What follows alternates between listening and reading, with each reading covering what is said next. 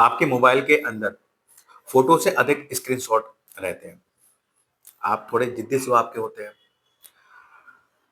आप में एक स्पोर्ट स्पिरिट रहती है। आप स्पोर्ट्स प्रेमी होते हैं, स्पोर्ट्स लवर होते हैं। आप स्पोर्ट्स को देखते नहीं बल्कि आप खुद खेलते भी हैं।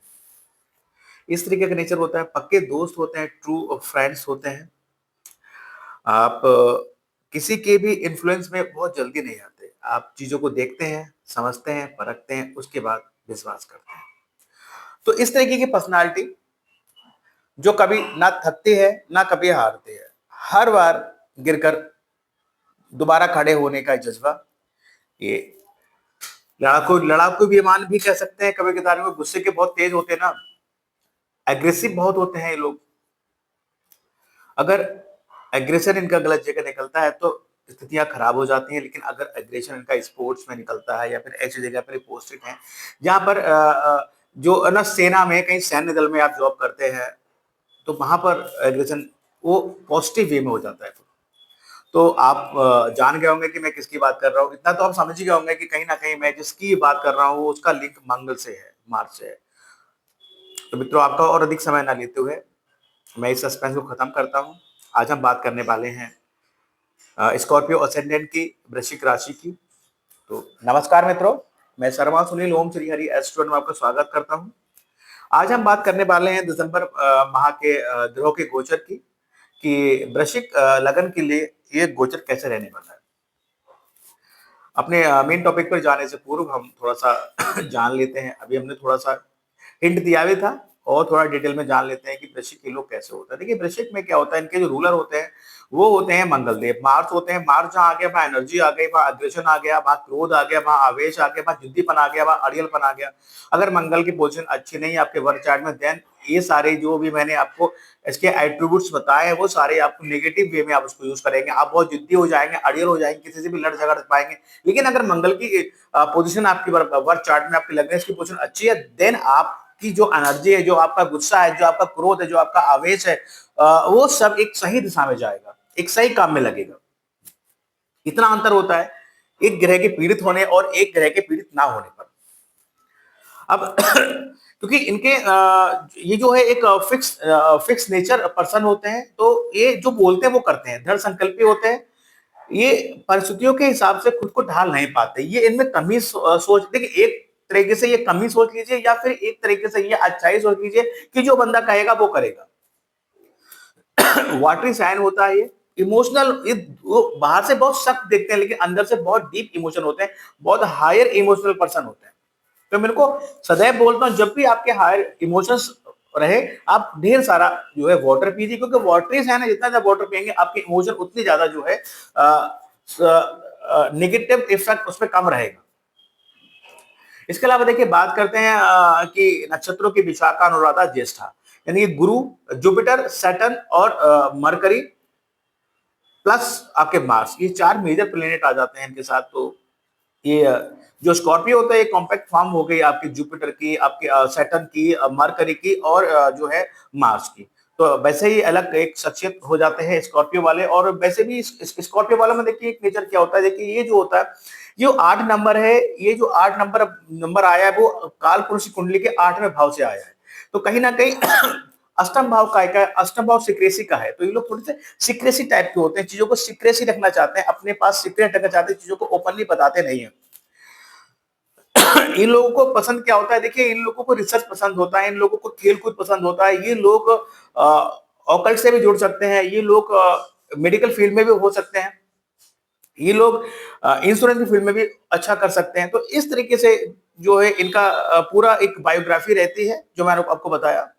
तो और अधिक समय ना लेते हुए हम अपने मेन टॉपिक पर वापस लौट चलते हैं, जिसमें हम बात करेंगे कि दिसंबर 25 का जो ग्रहों का गोचर है वो वृश्चिक लगन वालों के लिए कैसा रहेगा। तो come to the point.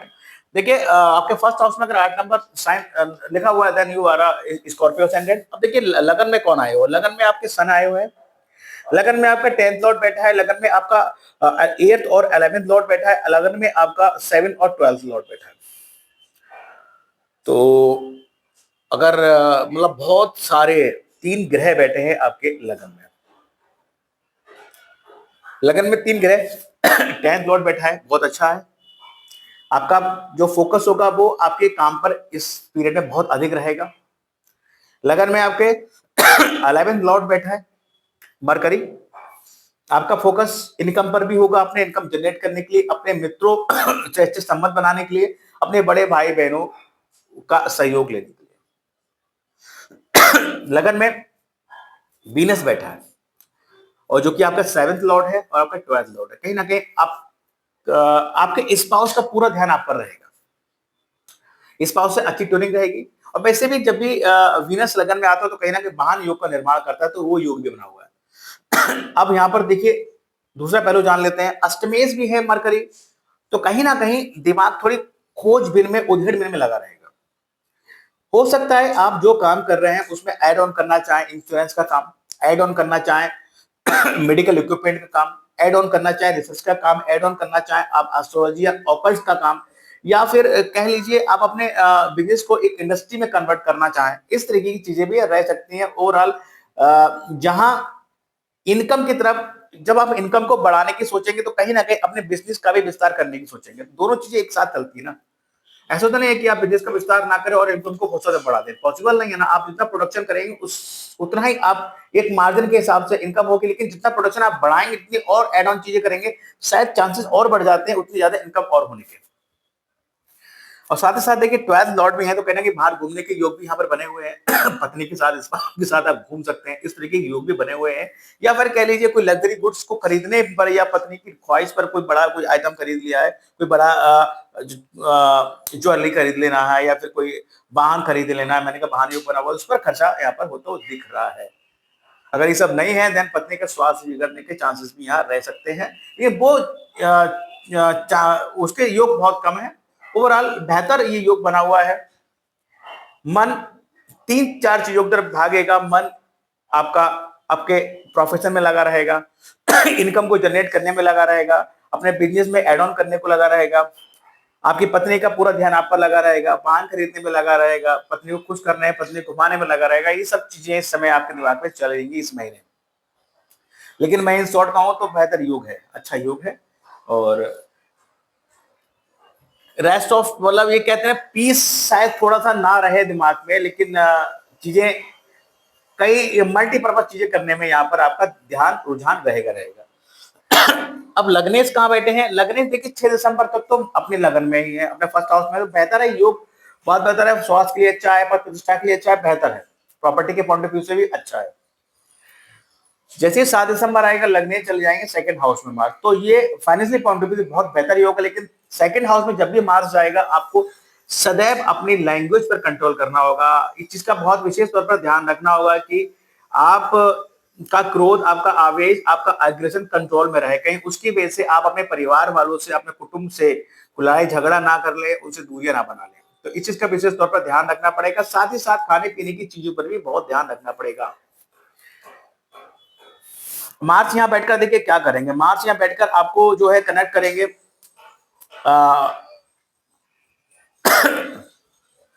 Second house में मार्स बैठकर कनेक्ट करेंगे आपके 5th हाउस को, 8th हाउस को, 9th हाउस को।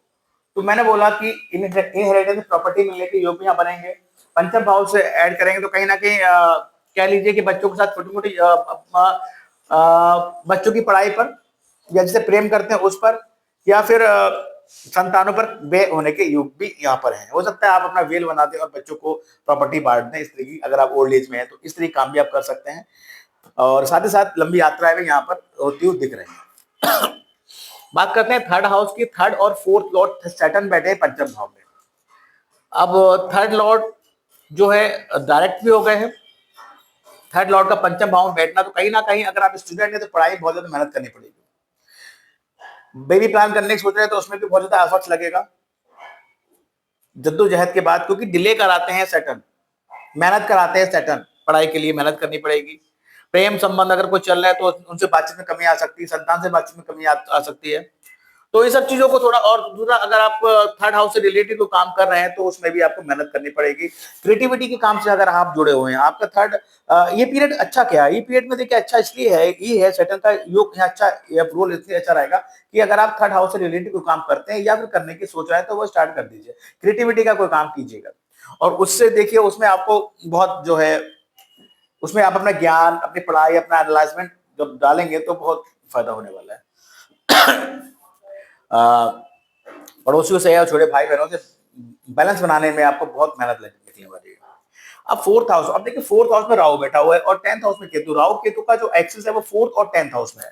ये योग विशेष तौर पर मैं कहूं बहुत ज्यादा बेहतर मैं इसको नहीं मानता, कि राहु फोर्थ हाउस में जो है कहीं ना कहीं आपकी सुख सुविधाओं को, भौतिक सुख सुविधाओं को तो बढ़ाएगा। मेटेरियलिस्टिक जो चीजें हैं उनमें तो आपको वो तो प्रोवाइड कराएगा आपको, लेकिन साथ ही साथ इतना घर में आपको इतना अटैच कर देगा कि आप चाहेंगे कि मैं अपना काम निपटाऊं, अपने घर पहुंचूं। घर की सुख सुविधाओं का लुत्फ उठाने में आपका मन ज्यादा लगेगा। ठीक है, माता से बातचीत में थोड़ा सा कमी रह सकती है, या फिर कुछ ऐसा भ्रम हो सकता है कि कहीं उनसे थोड़े से विचार ना मिलते हो, इस तरह की चीजें यहाँ रह सकती हैं। प्रॉपर्टी है, वाहन है, इस सब आपको बहुत अच्छे से यहाँ देता है। जिनके भी वर्क चार्ट में फोर्थ हाउस में राहु होता है तो उनको भौतिक सुख सुविधाएं तो सारी मिलती है, लेकिन उनका अपने काम में मन नहीं लगता। वो काम सिर्फ काम, वो चाहते हैं कि वो काम निपटाऊं और अपने घर पहुंचूं, अपने घर की सुख सुविधाएं उठाऊं। इस तरीके का नेचर उनका रहता है। और मैं आपको फिर बोलूंगा कि देखिए फोर्थ हाउस में राहु है तो माता से अगर कोई अनबन है, या फिर माता के साथ रिलेशन को लेकर आप, या फिर मटेरियलिस्टिक कोई भी चीजों को लेकर आप अचानक से निर्णय ना लें, अदरवाइज नुकसान हो सकता है। और दूसरा देखिए अगर किसी से परेशान है कि देखो केतु साथ में क्या है ना, जब आपका मन सिर्फ घर में ही लगा रहेगा, घर में आप अटैच रहेंगे तो वर्किंग प्लेस पर आप टाइम नहीं दे पाएंगे, तो वो नेगेटिव इम्पैक्ट इनका केतु का हो जाता है। इसके अलावा देखिए बात करते हैं आपके फिफ्थ हाउस में बैठे हैं आपके सैटर्न बैठे हैं, यानी कि जो लोग स्टूडेंट हैं बहुत मेहनत लगने वाली है भाई पढ़ाई में।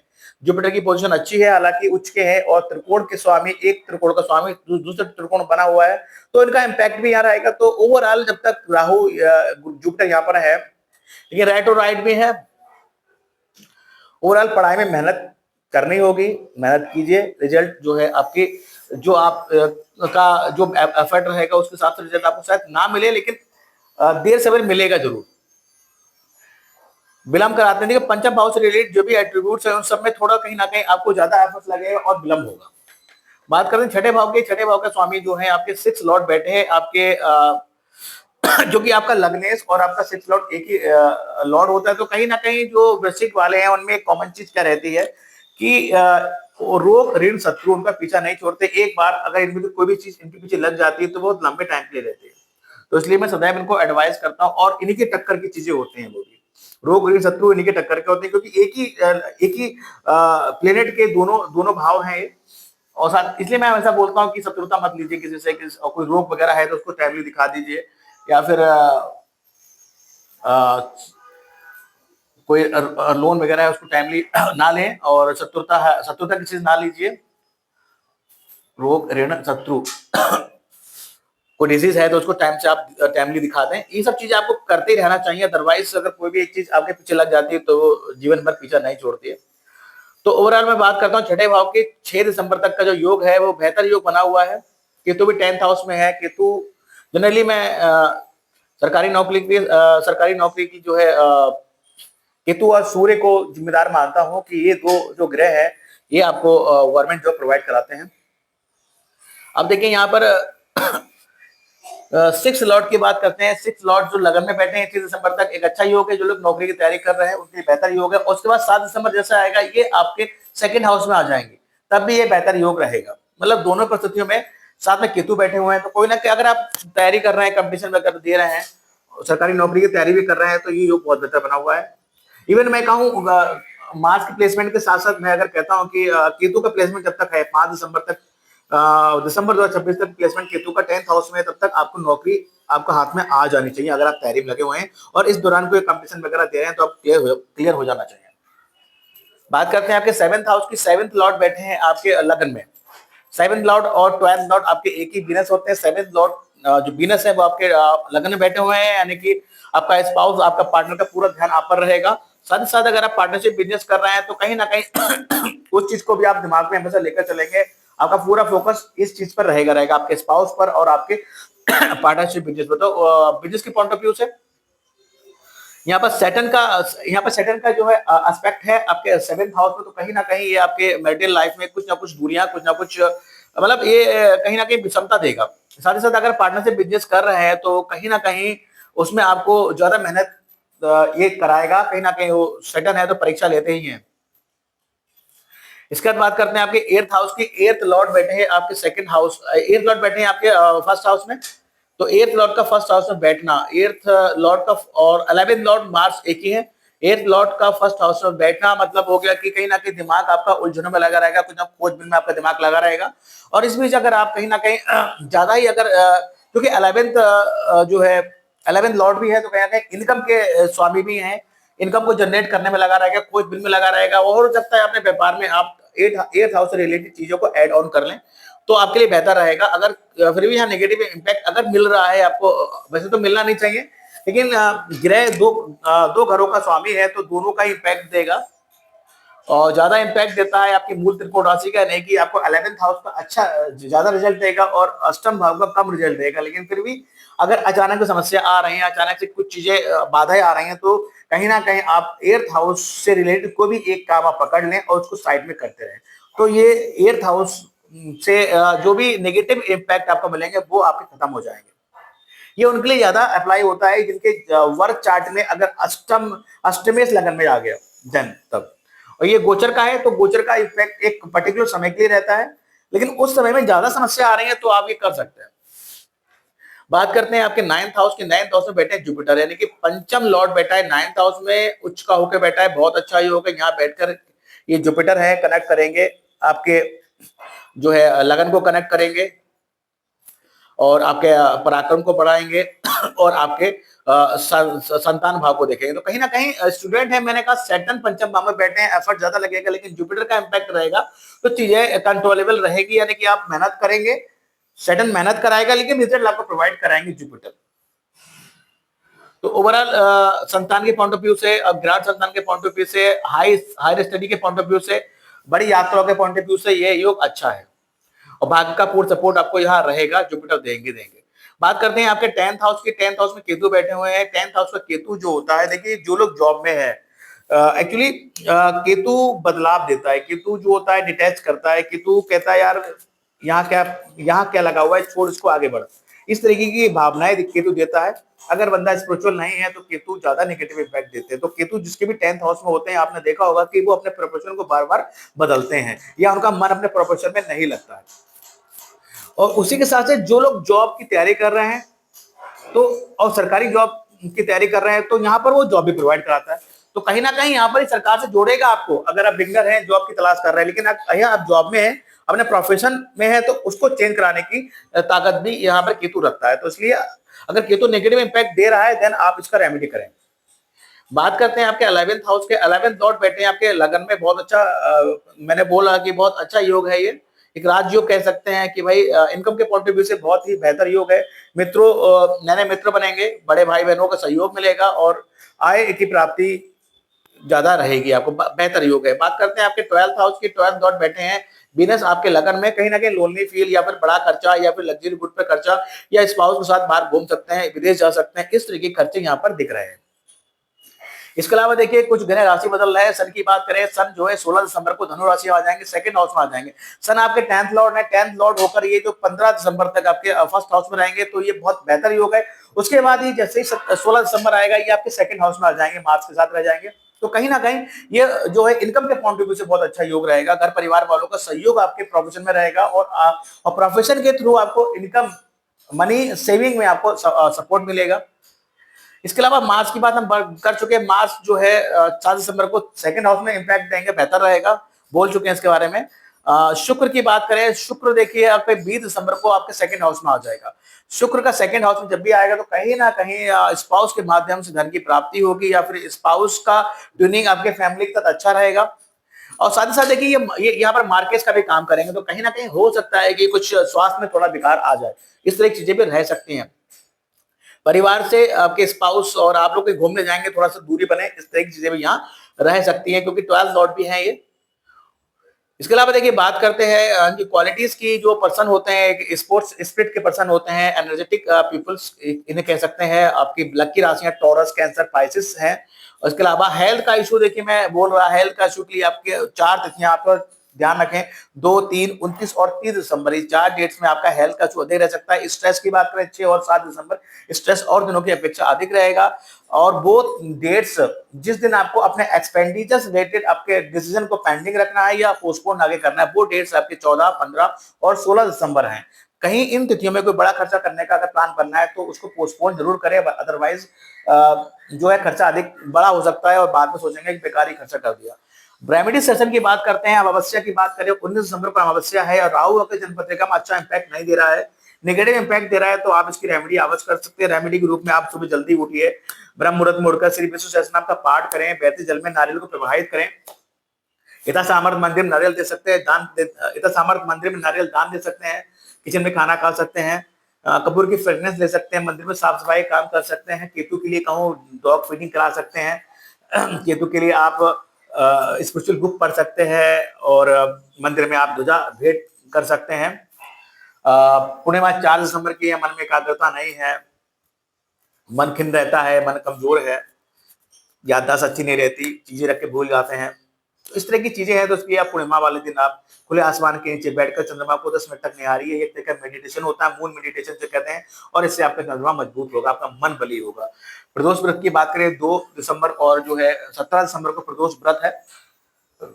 भाग का पूर्ण सहयोग नहीं मिल रहा है, हायर स्टडी में रुकावटें रहती है, पिता से अच्छे संबंध नहीं है, यानी कि नाइन्थ हाउस से रिलेटेड आपको नेगेटिव चीजें, नेगेटिव इंपैक्ट मिल रहे हैं, तो आप प्रदोष व्रत करें और साल में 1 या 2 बार रुद्राभिषेक अवश्य कराएं। प्रदोष व्रत का उपवास स्टार्ट करें और सुबह मंदिर जाएं, शिवालय जाएं, उनको शिव जी को जो है आप जलाभिषेक करें, वहां बैठकर एक माला पंचाक्षर मंत्र ओम नमः शिवाय का जाप अवश्य करें। आप देखेंगे कि आपको भाग का पॉजिटिव रिजल्ट आपको मिलेगा, भाग का सहयोग आपको मिलना शुरू हो जाएगा। बात करते हैं चतुर्थी की, संकष्टी 17 तारीख की और विनायक 23 दिसंबर की है। अब देखिए दिमाग खोजबीन में उलझा रहता है, अचानक समस्या आ जाती है, दिक्कतें आ जाती हैं, बाधाएं आती हैं, रुकावटें आती हैं, और इनकम के नाम पे जो कमाई शून्य है, तो कहीं ना कहीं इस तरीके की चीजें हैं। मित्रों से धोखा मिल रहा है, बड़े भाई बहन धोखा दे रहे हैं, तो इन सब चीजों के नेगेटिव या इन सब समस्याओं के निदान के लिए आप चतुर्थी के व्रत करें। जो दो पढ़ते हैं विनायक और शंकर जी चतुर्थी के व्रत पढ़ते हैं, इस दिन आप गणेश मंदिर जाएं, गणेश जी को लड्डू का भोग लगाकर चरणों में दुर्वा अर्पित करें, उनकी पूजा अर्चना करें, क्षमा याचना उनकी करें, निसंदेह आपके कष्टों का निवारण होगा। गज केसरी योग की बात करते हैं, 1, 7, 12, 22 और 29 दिसंबर को गज केसरी योग लगेगा। जिन जातक जातिकों के जन्म पत्रिका के अच्छे भावों में ये विद्यमान होता है, जातक और जातिका बहुत थोड़े समय में जो है, बहुत थोड़ी सी मेहनत से, बहुत थोड़ी सी शॉर्ट पीरियड में, शॉर्ट मेहनत से जो है सफलताओं की चोटियों को छू लेते हैं, यानी कि उनको सफलता पर और लोगों की अपेक्षा बहुत आसानी से मिल जाती है। हमारे चारों जितने भी सेलिब्रिटीज हैं, जितने भी अच्छे फेमस पर्सनालिटीज हैं, उन सब की जन्म पत्रिका में परोक्ष तथा अपरोक्ष रूप से ये योग विद्यमान रहता ही रहता है। इसके अलावा स्टोन की बात करें, कोरल, रूबी, व्हाइट पर्ल आप पहन सकते हैं। पूजा पाठ की बात करूं, विष्णु उपासना कर सकते हैं आप, हनुमान चालीसा पढ़ सकते हैं, रामचरितमानस पढ़ें, सुंदरकांड का पाठ करें, आप सूर्य उपासना करें, शिव उपासना करें। इस सब आपके लिए बहुत बेहतर रेमेडीज के रूप में या आपको अच्छे रिजल्ट देने के लिए मैं आपको बता रहा हूं। लेकिन मैं आपको सदैव बोलता हूं कि स्टोन धारण करने से पूर्व एक बार पत्रिका का एनालाइजमेंट करा लें और एडवाइस ऑन एस्ट्रोलॉजर ही आप स्टोन धारण करें। तो मित्रों, एक छोटा सा प्रोडक्शन रहा दिसंबर 25 का स्कॉर्पियो असेंडेंट के लिए।